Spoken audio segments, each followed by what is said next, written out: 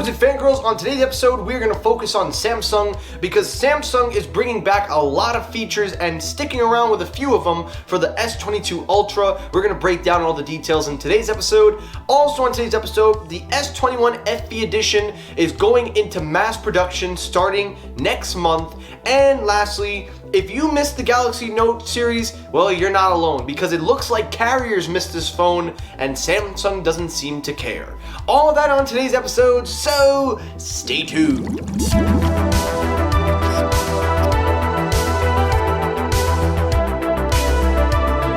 So story number one, the main story, the Samsung Galaxy S22 Ultra. Now, as you know, the iPhone 13 Pro and Pro Max have come and announced, and they're going to be released. And by the way, guys, I have a very special video coming out this Monday in celebration of the new iPhone. You're going to want to make sure to check out that video when it drops on Monday. But taking a look at the Ultra version on Samsung's side, it seems they have some things that they're going to improve on and some things they're bringing back. Now, apparently I missed it somewhere that apparently Samsung dropped the 45-watt super fast charging in favor of the 25-watt fast charging. Well, it looks like, according to Ice Universe, the 45-watt super fast charging is back. According to Ice Universe, he says here that the new 45-watt charger will be back in full swing for Samsung Galaxy devices starting with the S22 Ultra, and according to him, it will be an upgrade as previous devices lack the support of the speeds, but most notably, the S20 Ultra was the first phone to not feature that 45 watts. So apparently that's the report. I don't know if that's exactly true. On top of that, he also goes on and says that the S22 series is keeping the hole punch camera for another generation instead of switching to under-display cameras. Now, just to clarify, Samsung does have the under-display technology in their foldable series, most notably the Big Fold. And for the most part, the technology is still a little early. You could still see the camera. It's not as well hid versus a ZTE smartphone. When you look at ZTE models versus a Samsung phone, the difference is night and day. But according to also Samsung, the reason why they're not switching to a under-display technology is the simple fact, if it's not broken, let's keep using it. And that's probably one of the reasons too. And also it'll probably up the price as well if they go with under-display technology.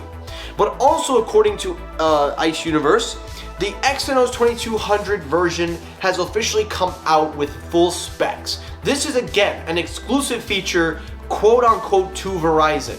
Now, we don't know exactly if this is going to happen in its entirety, but according to Ice Universe, this S22 Ultra with the Exynos 2200, taking a look at the CPU breakdown, it is going to have a multi-core low frequency, 3 mid-cores, 2 high performance, and 1 super performance.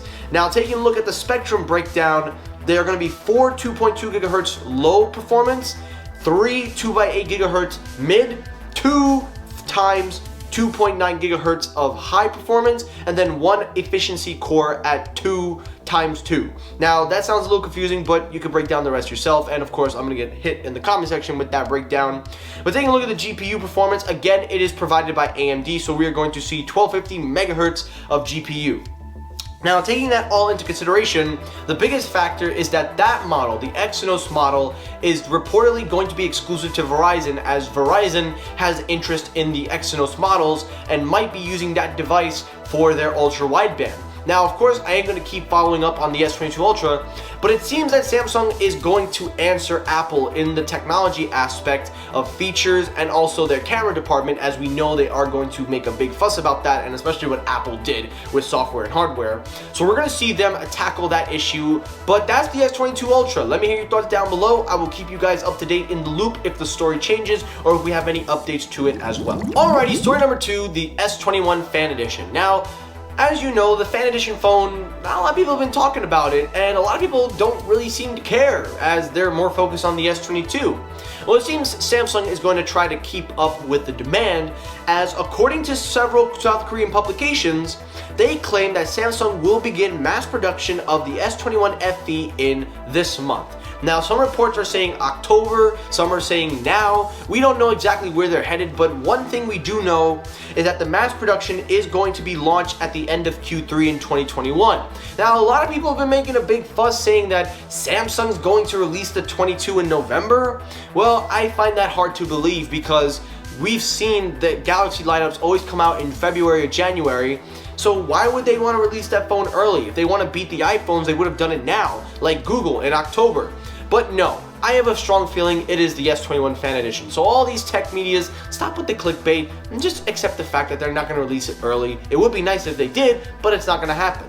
Also, according to the reports, it seems that the S21 Fan Edition is scheduled to launch around, again, November and fully rolled out worldwide by December.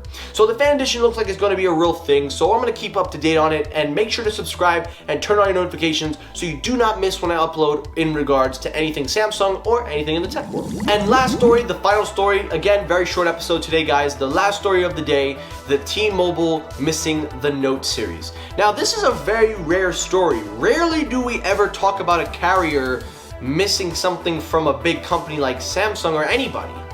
But this is one of these rare stories because if there's a lot of people out there that missed the Galaxy Note series, you're not alone, as according to several reports from The Verge, again, the most reliable and unbiased news outlet there in the tech world, hint hint, they claim that several executives at T-Mobile are actually missing this device in their lineup. Most notably, they have an issue with device supply and a lack of certain stylus toning flagships.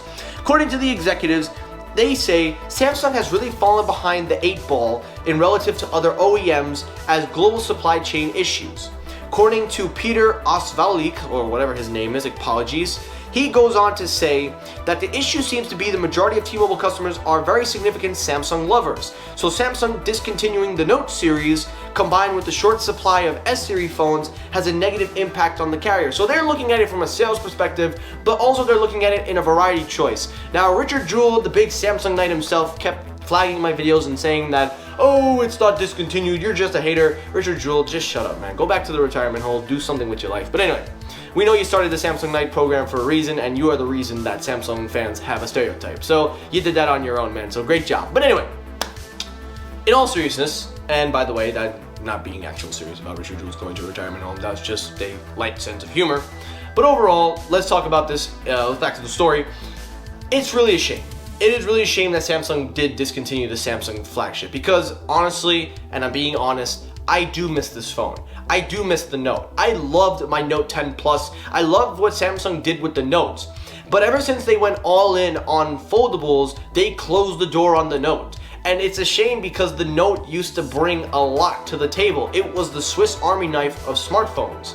Instead, they went with the Ultra, then they did the foldables, then they did the S series. Basically, Samsung killed this phone on their own because they made these phones so similar in features and so similar in style. The Ultra is really the Note, but the problem is it doesn't have a stylus in there. And the Note was really a real well-rounded phone, and it's a shame that they got rid of it so fast in favor of other things and not being able to differentiate it from the lineup. Now that foldables can support a stylus, there was no need for the Note, and it sucks because the Note was one of the best Samsung phones on the market. So the fact that a carrier misses it just as much as consumers for sales purposes should tell you all there is to know about that, and it really is kind of sad. So we'll see what happens, guys. We'll see. And that's it for today's episode of Technoid. Now, guys, I really hope you enjoyed this episode. If you did, hit the like button. If you disliked the video, you can hit the dislike button. That helps circulate my videos as well. As always, everyone, thank you so much for watching. I'll see you all in the next episode. Have a great rest of your day, guys. Take care, stay safe, and peace!